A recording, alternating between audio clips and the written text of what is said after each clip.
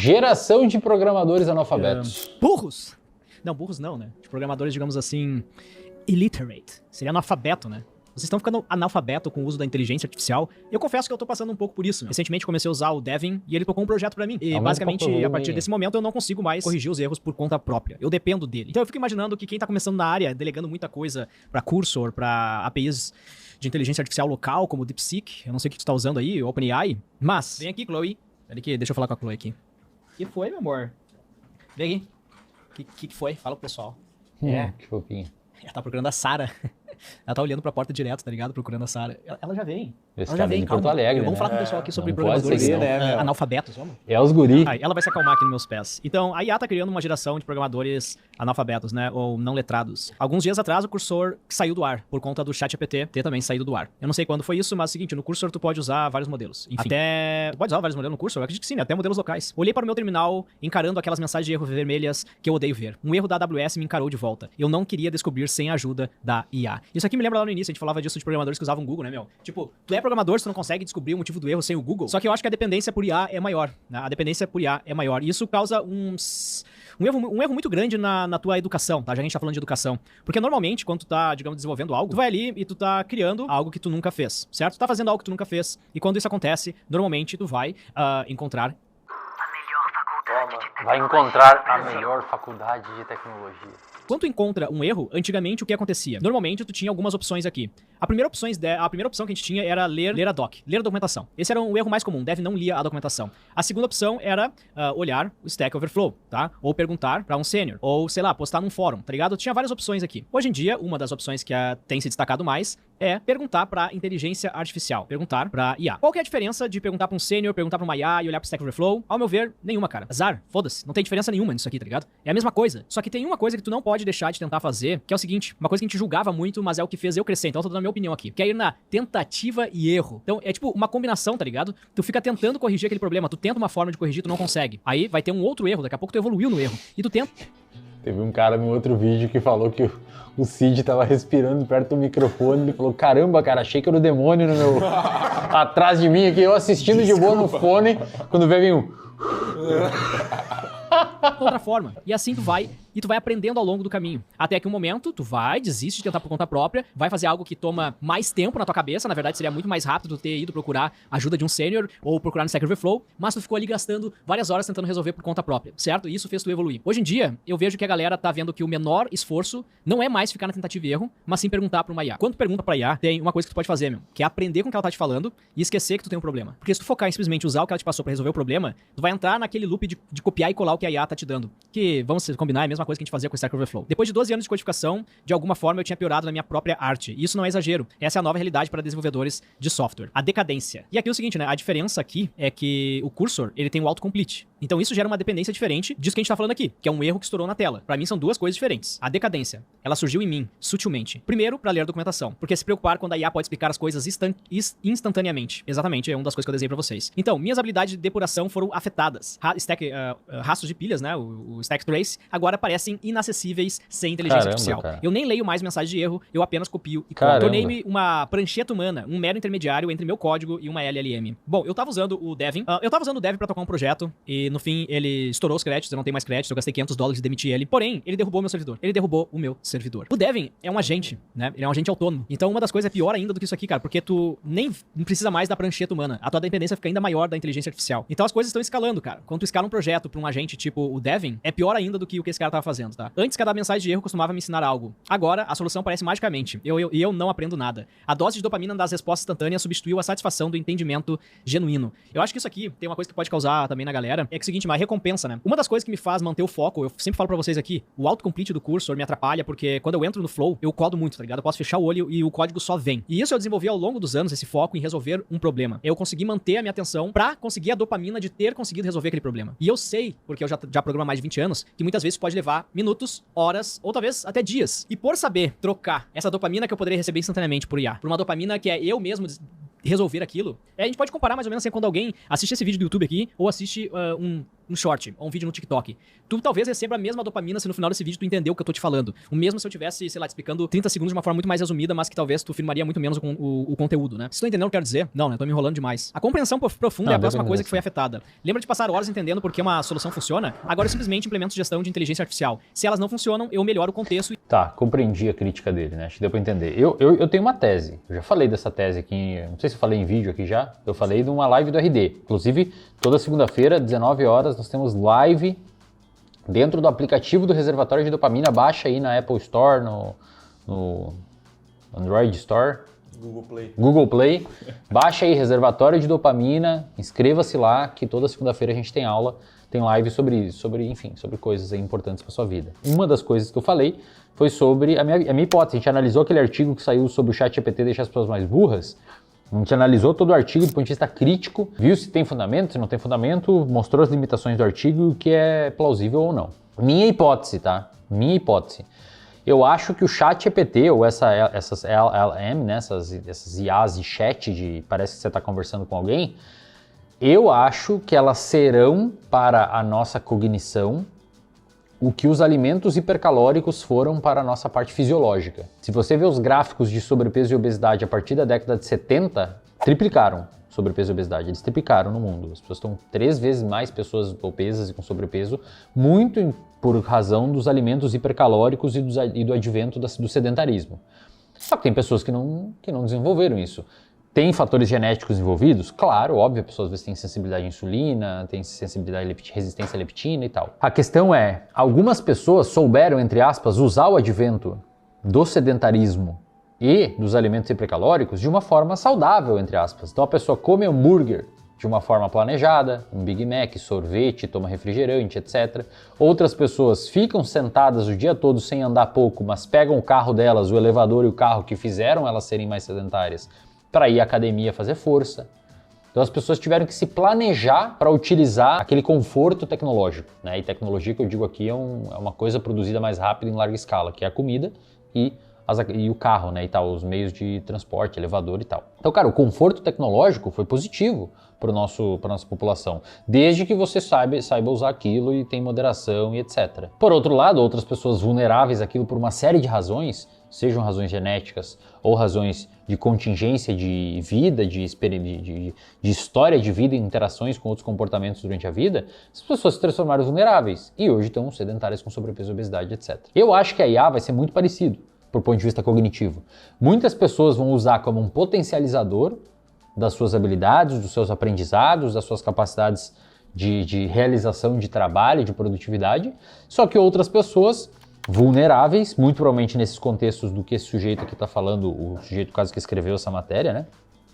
Não o que está falando no vídeo aqui, vão serem prejudicadas. Então, claro que você não precisa abandonar o uso de IA, seria o equivalente, sei lá, se abandonar calculador e fazer cálculo na mão, mas você tem que saber usar com parcimônia. Então, sei lá, vai codar? Eu não sei nada de código, tá? Não faço a menor ideia do que se faz. Eu sei que é um monte de coisa ali, mas enfim.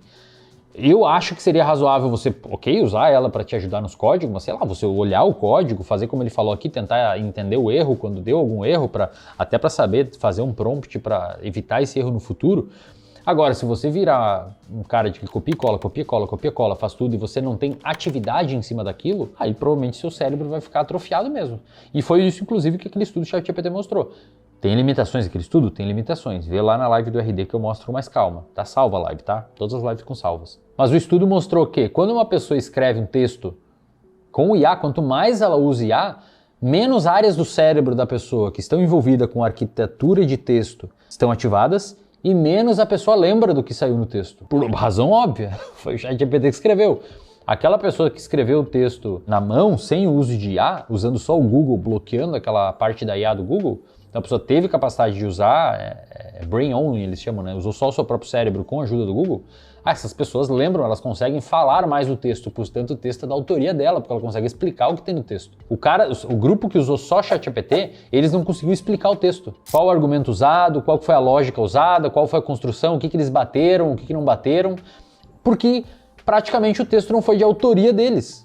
A autoria deles foi o prompt. O texto, eles nem conseguiram explicar o que tem no texto. Como é que você vai atribuir a autoria a esse texto se o cara não sabe explicar o que tem no texto? A autoria do prompt que ele deu.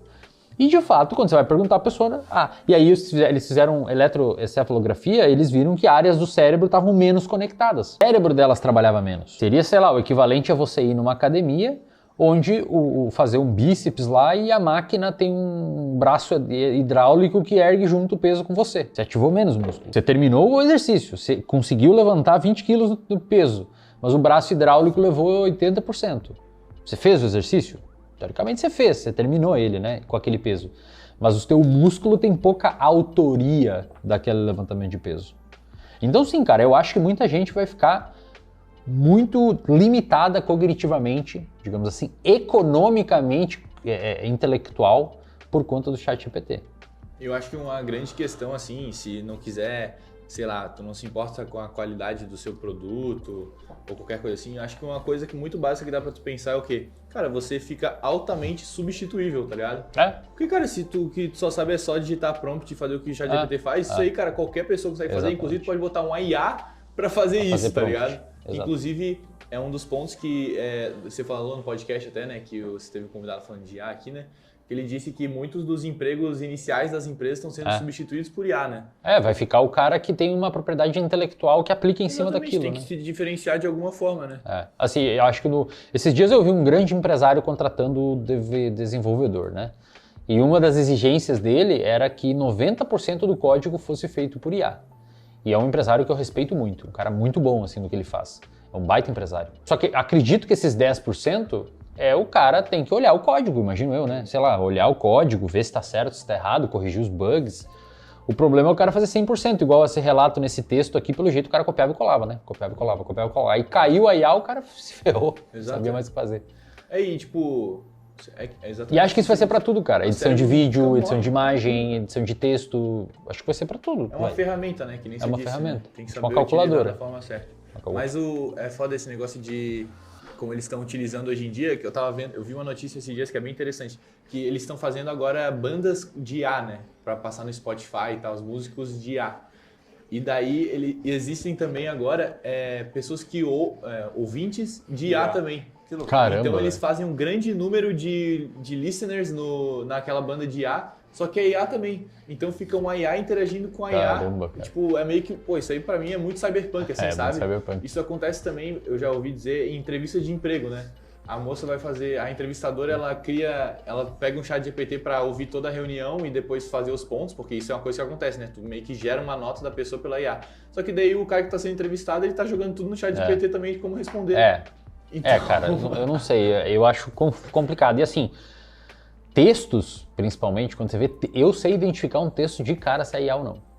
Eu sei identificar de cara se é IA ou não. Se o cara só jogou na IA e pediu pra ela fazer o texto. Porque a IA usa muito adjetivo, ela usa menos substantivo. É um texto que diz 4 parágrafos e não disse nada, sabe? É enrolado, não tem cadência. Sei lá, cara, eu não sei. Pra ser sincero, eu acho bom que ela seja assim, tá? Porque daí tu consegue fazer isso, diferenciar quem que usa ou não, né, velho? Senão, Então, sei lá, cara, eu tomaria cuidado e tentaria usar com parcimônia, tendo você, sei lá, velho, pelo menos você saber explicar o que tá saindo dali. Se você não souber explicar o texto que você fez na IA, o texto não é teu, pô. O prompt é teu, o texto não é teu. Você tem que saber sentar na frente de uma galera e defender o teu texto. Falar, não, eu fiz isso, eu fiz por esse lado, acho que essas são as limitações, eu poderia ter melhorado aqui, acho que esse negócio ficou fraco, talvez eu vá para outro lado, né? Porque senão você vai para um lugar que não tem internet e você acabou. E parece que daí tá tudo fadado a ficar com a qualidade pior também, né, velho?